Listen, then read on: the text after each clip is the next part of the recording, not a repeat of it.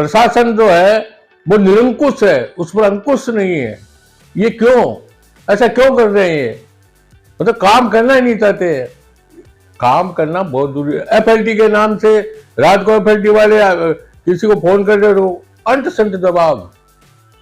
इस तरह के लोकतंत्र में चलता नहीं है, अन्यायपूर्ण कार्य है। अगर इसी तरह रहा तो जनमानस निश्चित रूप से ये विद्रोह करेगा और इनके खिलाफ आंदोलन करेंगे, और वो आंदोलन इनसे समझ नहीं पाएगा।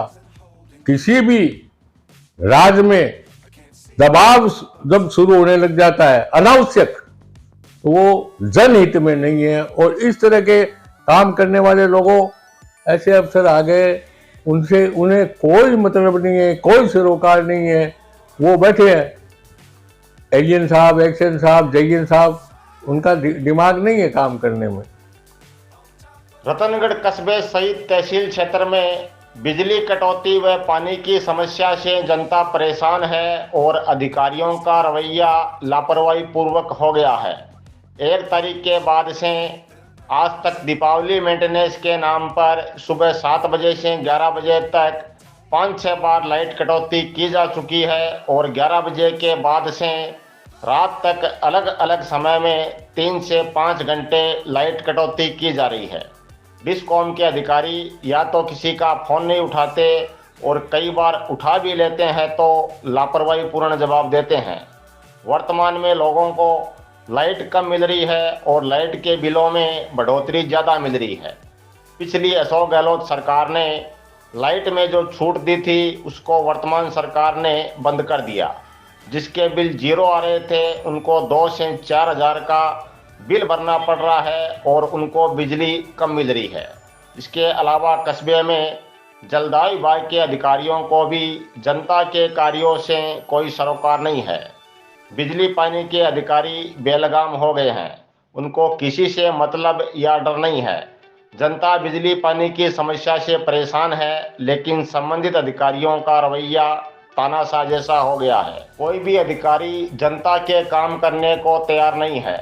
कस्बे में जगह जगह लीकेज हो रहे हैं, लेकिन विभाग के अधिकारियों को अवगत कराने के बाद भी समस्याओं का समाधान नहीं हो रहा है।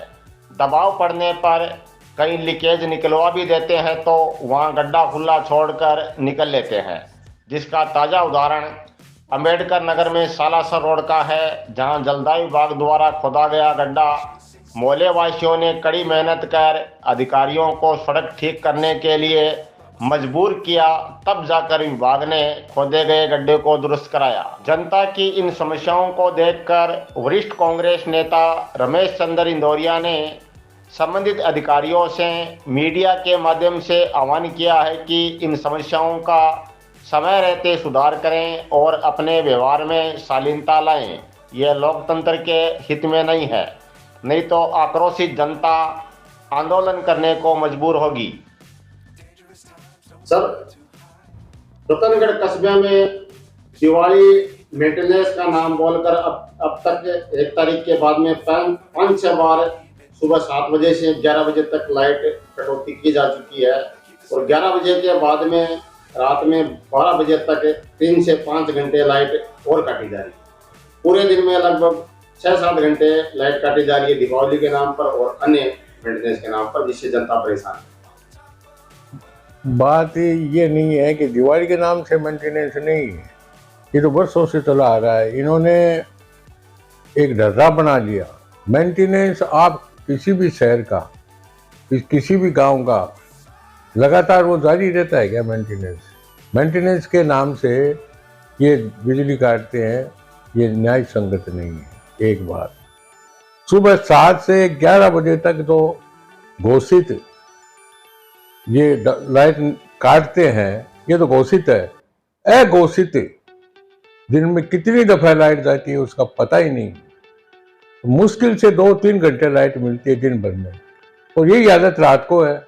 रात में जहाँ कच्ची बस्ती है, जहाँ सामान्य लोग रहते हैं, वहाँ आंख मिचौली रहती है विद्युत की, और लोग परेशान रहते हैं। इनके यहाँ फोन करने के करते हैं तब वो कोई फ़ोन उठाने वाला नहीं है।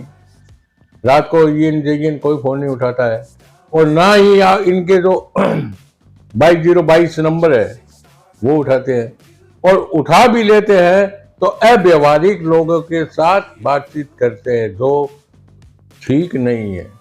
इस तरह लोकतंत्र में नहीं होना चाहिए। हमारे यहाँ के जो जनप्रतिनिधि है जितने भी, उनसे मैं निवेदन करूंगा कि इनका व्यवहार और लाइट पानी दोनों को आम जनता के लिए सुनिश्चितता करवाए। सिर्फ बातें करने से काम नहीं चलेगा। इसलिए कह रहा हूं कि आम आदमी इस विद्युत से और पानी से दोनों से परेशान है। लीकेज इतने ज्यादा है शहर में। अभी 5 दिन पहले अपने तेलियों के धर्मशाला के पास लीकेज पड़ा है। लैट्रिन की जो होद है उसमें से जा रहा है वो पानी, और लोगों को गंदा पानी पिला रहे हैं। एक्सएन को मैंने कहा, एन को मैंने कहा, जेएन को मैंने कहा, उनके कोई सुनाई नहीं है। मोहल्ले वालों ने 181 पे शिकायत कर दी, उसका कोई मतलब नहीं है। डेरी बात जिसको हम कहते हैं, मकड़ीनाथ स्कूल के पास बहुत बड़ा आंदोलन हुआ। वहां के लोग सड़क पे बैठ गए, तब जाकर उन्होंने लीकेज को निकाला। तो यहाँ आपाधापी है। प्रशासन जो है वो निरंकुश है, उस पर अंकुश नहीं है। ये क्यों, ऐसा क्यों कर रहे हैं? मतलब काम करना ही नहीं चाहते। काम करना बहुत जरूरी है। एफएलटी के नाम से रात को एफएलटी वाले किसी को फोन कर रहे हो, अंत संत दबाव। इस तरह के लोकतंत्र में चलता नहीं है, अन्यायपूर्ण कार्य है। अगर इसी तरह रहा तो जनमानस निश्चित रूप से ये विद्रोह करेगा और इनके खिलाफ आंदोलन करेंगे, और वो आंदोलन इनसे समझ नहीं पाएगा। किसी भी राज्य में दबाव जब शुरू होने लग जाता है अनावश्यक, तो वो जनहित में नहीं है। और इस तरह के काम करने वाले लोगों, ऐसे अफसर आ गए, उनसे उन्हें कोई मतलब नहीं है, कोई सरोकार नहीं है। वो बैठे हैं, एन साहब, एक्शन साहब, जेएन साहब, उनका दिमाग नहीं है काम करने में। क्यों काट रहे भाई लाइट? शहर में देहात में दोनों जगह लाइटें कट रही है। अघोषित लाइटें कट रही है। घोषित तो कट ही रही है। घोषित तो सुबह 7 से 11 कटती है, और अघोषित का कोई पता नहीं है। मन में जब 1 घंटा, आधी घंटा, फिर पूर्ण घंटा यूं लाइटें काटते रहते हैं। पिछली सरकार की तुलना में लोगों को लाइट को कम मिल रही है और लाइट के बिल ज्यादा आ रहे हैं। यहाँ कोई भी लाइट नहीं, हमारे यहाँ 4-5 घंटे लाइट मुश्किल से मिलती है, वो भी कट कट के मिलती है। जिनके लाइट के बिल 0 आ रहे थे, उनके 3 से 4 बिल इन्होंने बढ़ा दिए वैसे। और हालात ये है कि जो हमारी जब सरकार थी, अशोक जी गहलोत की सरकार में, लोगों को कितना फायदा था। 200 रुपए पर यूनिट पे लोगों को फायदा था। लेकिन वो सब समाप्त है, अब कुछ नहीं है, सिर्फ बातें हैं, और बातों का कुछ नहीं बनता। आम आदमी की जेब भारी हो गया ये बिल भुगतान करना। इसलिए मैं आपसे निवेदन करता हूं, अफसरों से, सबसे, आपके माध्यम से, कि आप ध्यान दो। लाइट करती है, समझ में आए, 7 से 11 आप रोज काटते हो। आज की बात थोड़ी है, नियमित आप रोज 7 से 11 काट रहे हो, फिर दिन में और काटते हो, फिर रात को और काटते हो। अभी रामलीला में इतना क्राउड होता है, अभी तुमने कट मार देते हो। तो इतनी भीड़ के अंदर कल को कोई वारदात हो जाए, कोई तकलीफ हो जाए, कोई और बात हो जाए, तो ये उचित नहीं है। मेंटेनेंस आप दिन भर करोगे क्या? मेंटेनेंस कितना करोगे? अब तार नीचे पड़े, अभी भी पड़े हैं, मेंटेनेंस किस बात का है? तार आपके केबल के जो तार है वो टूटे पड़े हैं, उनसे वो निकल के पड़ रही है। मैंने शिकायत की है कई जगह की, उनके ध्यान ही नहीं है। कोई नुकसान होता है तो हो जाए, कोई चिपता है तो चिप जाए, कोई मतलब नहीं है। इसलिए इस पर विशेष रूप से एक्शन साहब, एसी साहब और इन साहब आप ध्यान दो। इस तरह आप करोगे तो ये रतनगढ़ की जनता के हित में नहीं है, और हित का काम करो। आप यहाँ सेवा के लिए हो, यहाँ अफसरी मत दिखाओ। आप ईमानदारी से काम करो, और अगर ईमानदारी से काम नहीं करोगे तो उसका दंड आपको मिलेगा। अग्रवाल युवा मंडल की ओर से सालासर पैदल यात्रियों की सेवार्थ निःशुल्क मोबाइल वैन का हुआ शुभारंभ। अग्रवाल युवा मंडल रतनगढ़ की ओर से सालासर पैदल यात्रियों की सेवार्थ लगातार तीसरे वर्ष मोबाइल वैन का शुभारंभ बुधवार शाम 6:30 बजे अग्रसेन भवन के पास किया गया। युवा मंडल के अंबिक अजित सरिया ने बताया कि यह मोबाइल वैन आगामी शरद पूर्णिमा तक रतनगढ़ से सालासर के बीच सालासर पैदल यात्रियों की सेवा में रहेगी। वैन में दवाइयाँ, जल, फल, अल्पाहार आदि उपलब्ध है, जो पैदल यात्रियों को निःशुल्क वितरण किए जाएंगे। वैन में अंबिक अजित सरिया, हर्षित लोहिया, सुमित चौधरी, दीपक चौधरी आदि अपनी सेवाएं देंगे।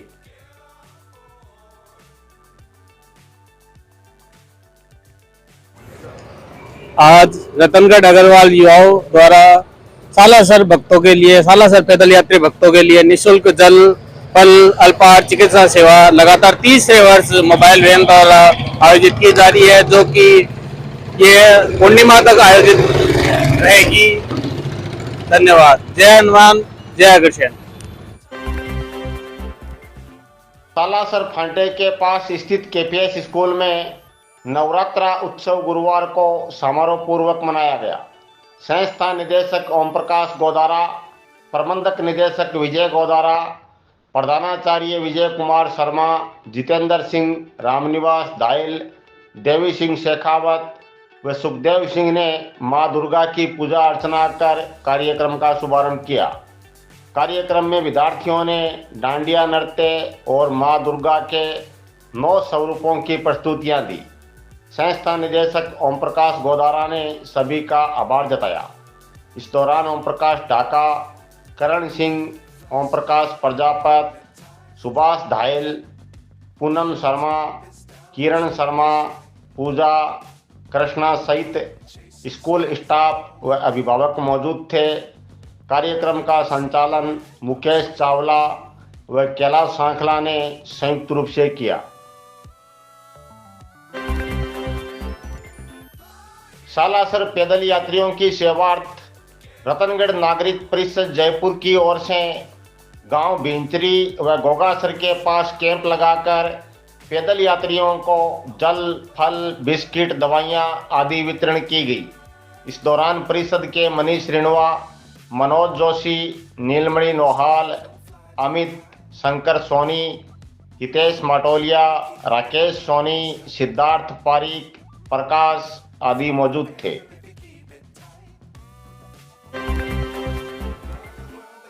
पंडितपुर में स्थित मां ब्राह्मणी पल्लूवाली के मंदिर में बुधवार रात भव्य जागरण का आयोजन किया गया, जिसमें राजकुमार एंड पार्टी छोटड़िया ने डेरू की धुन पर माता के भजनों की प्रस्तुतियां दी।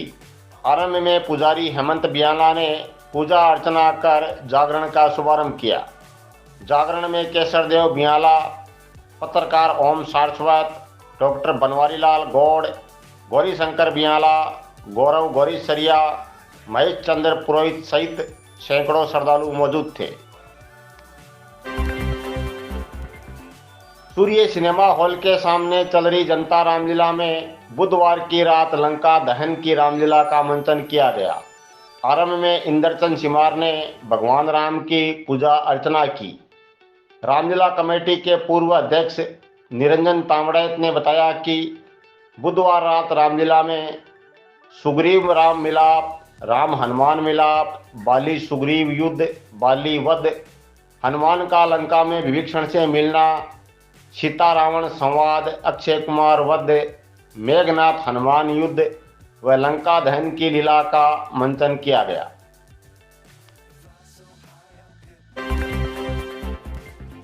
रामचंद्र पार्क संकीर्तन मंडल के सदस्यों ने बुधवार सुबह प्रसिद्ध उद्योगपति रतन टाटा का निधन हो जाने पर उन्हें श्रद्धांजलि दी। इस मौके पर तेरापंथी सभा के अध्यक्ष मोतीलाल तातेड़ व पत्रकार ओम सारस्वत ने उन्हें महान, सफल व ईमानदार उद्योगपति बताते हुए उनके द्वारा किए गए जनहित के कार्यों की जानकारी देते हुए उनके निधन को देश के लिए क्षति बताया। इस दौरान छतर सिंह हिरावत, कृष्ण कुमार सराफ, सांवरमल बियाला, परमेश्वर लाल सेन, बनवारी लाल पारिक, विवेक बड़ेच, रूपचंद हिरावत आदि मौजूद थे। नवज्योति पंडितपुर रामलीला में बुधवार रात 7वें दिन हनुमान द्वारा अशोक वाटिका उजाड़ना, अक्षय कुमार वध, हनुमान रावण संवाद, लंका दहन और विभीषण के निष्कासन के बेहतरीन दृश्य दिखाए गए। लंका दहन के समय मंच से आकाश गमन की तरफ बढ़ती हुई पूंछ ने लगभग 100 फीट की दूरी पर बनाई गई सोने की लंका में आग लगने के दृश्य ने सबको मंत्रमुग्ध कर दिया।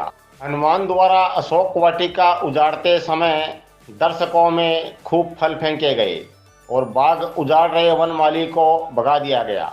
अक्षय कुमार का वध किया तो दर्शकों ने खूब तालियां बजाई। रामलीला के साथ साथ मंच पर छोटे छोटे बच्चों द्वारा नृत्य व कविता और गीतों की भी प्रस्तुतियां दी जा रही है। रामलीला का सफल संचालन संयोजक अरविंद इंदौरिया ने किया।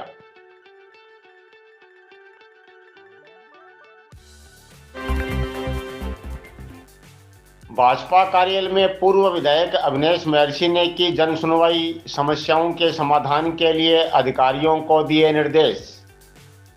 भाजपा कार्यालय में गुरुवार दोपहर करीब 1 बजे पूर्व विधायक अविनेश महर्षि ने जन सुनवाई की। जन सुनवाई में रतनगढ़ विधानसभा क्षेत्र से आए दर्जनों लोगों ने क्षतिग्रस्त सड़कें, चिकित्सा, शिक्षा, पानी, बिजली के अलावा अन्य विभिन्न समस्याओं से पूर्व विधायक अविनेश महर्षि को अवगत कराया, जिस पर महर्षि ने संबंधित अधिकारियों को फोन पर समस्या समाधान के निर्देश दिए। इस दौरान महर्षि ने कहा कि अब राजस्थान में डबल इंजन की संवेदनशील भाजपा सरकार स्थापित है, जिसमें मूलभूत समस्याओं का समाधान त्वरित गति से होता है। कोई भी अधिकारी आमजन की समस्या के समाधान में कोताही नहीं बरते। आमजन की समस्याओं का निपटारा प्राथमिकता से हो, इस बात पर अधिकारी फोकस करें। जन सुनवाई में दर्जनों लोग मौजूद थे।